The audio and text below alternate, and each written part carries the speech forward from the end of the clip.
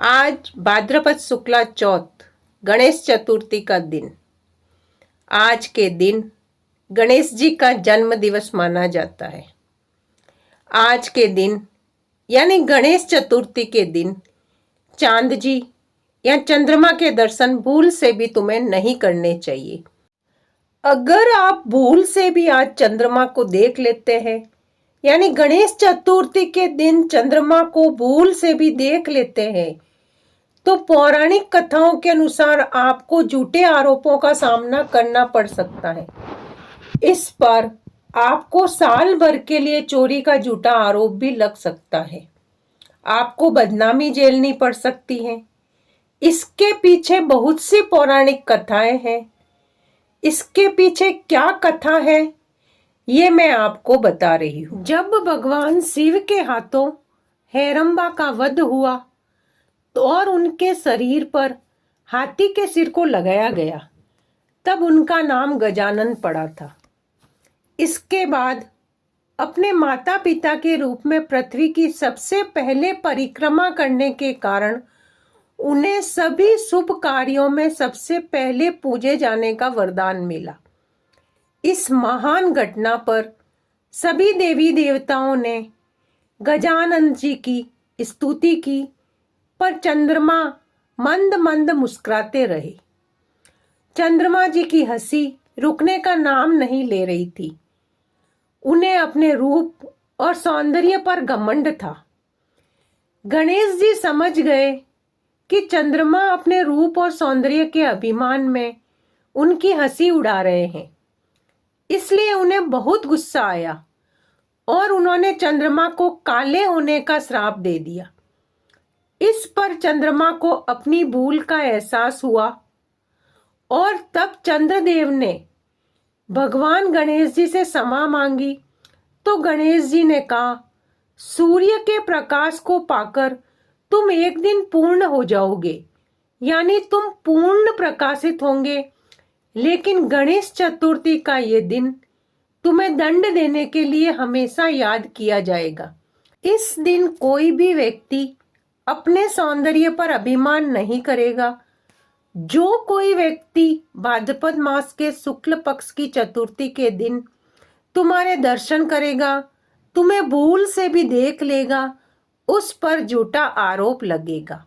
दूसरी कथा गणेश पुराण के अनुसार यह है कि चिरकाल में महर्षि नारद जी अपने आराध्य भगवान शिव से मिलने कैलाश पर्वत पहुंचे। कुशल क्षेम पूछने के बाद उन्होंने भगवान शिव को एक दिव्य फल दिया और कहा कि जो आपको प्रिय है उसे ये फल दे देना। उस पर भगवान कार्तिकेय और गणेश जी दोनों ही शिव जी से दिव्य फल लेने की मांग करने लगे। यह देख देवों के देव महादेव धर्म संकट में फंस गए। दिव्य फल को लेकर उनके मन में ये दुविधा थी कि वह फल दोनों लड़कों में से किसको दे, कार्तिकेय जी को दे या गणेश जी को दे। यह जान उन्होंने देवगणों को कैलाश पर्वत पर बुलाया। उस समय भगवान कार्तिकेय एवं भगवान गणेश भी कैलाश पर मौजूद थे। तब भगवान शिव ने ब्रह्मा जी से पूछा, हे ब्रह्मदेव, आप परम ज्ञानी हैं, आप ही बताइए यह फल किसे दिया जाए। दोनों ही दिव्य फल के हकदार हैं। मैं दुविधा में हूँ, इस वजह से मेरे द्वारा कोई गलती न हो जाए। तब ब्रह्मा जी ने कहा, यदि फल एक ही है तो इस फल का हकदार कार्तिकेय है। बड़ा होने के नाते कार्तिकेय जी को ये फल मिलना चाहिए। ये सुनकर भगवान शिव ने कार्तिकेय जी को दिव्य फल प्रदान कर दिया। यह देख भगवान गणेश जी रुष्ट हो गए।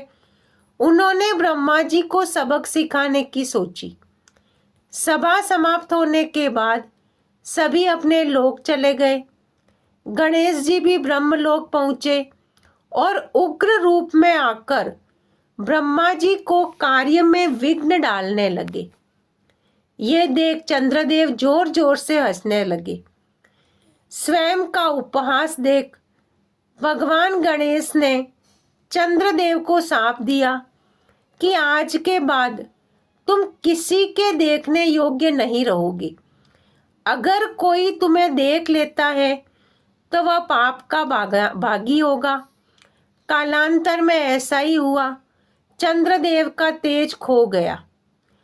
उस समय देवताओं ने भगवान गणेश की विशेष पूजा की एवं कठिन भक्ति से प्रसन्न होकर भगवान गणेश ने दर्शन देकर कहा, मेरा वचन मिथ्या नहीं हो सकता।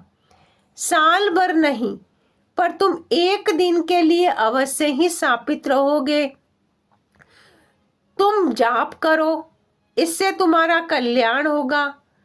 कालांतर में भगवान गणेश ने चंद्रदेव को यह कहकर शाप से मुक्त किया कि भाद्रपद मास के शुक्ल पक्ष की चतुर्थी पर तुम्हारा दर्शन करने वाला व्यक्ति पाप का भागी होगा। अन्य चतुर्थी पर बिना चंद्र दर्शन के व्रत पूरा नहीं होगा। इसके लिए भाद्रपद मास में शुक्ल पक्ष की चतुर्थी के दिन चंद्र दर्शन करने की मनाही है। चांद को देखने का भी मनाही है। अगर आप गणेश चतुर्थी के दिन भूल से भी चांद को देख लेते हैं तो ये उपाय करें। गणेश जी की पूजा करें, उन्हें फल फूल मेवा चढ़ाए, गणेश जी को लड्डू का भोग लगाए, जरूरतमंदों को फल वस्त्र व भोजन आदि का दान करे।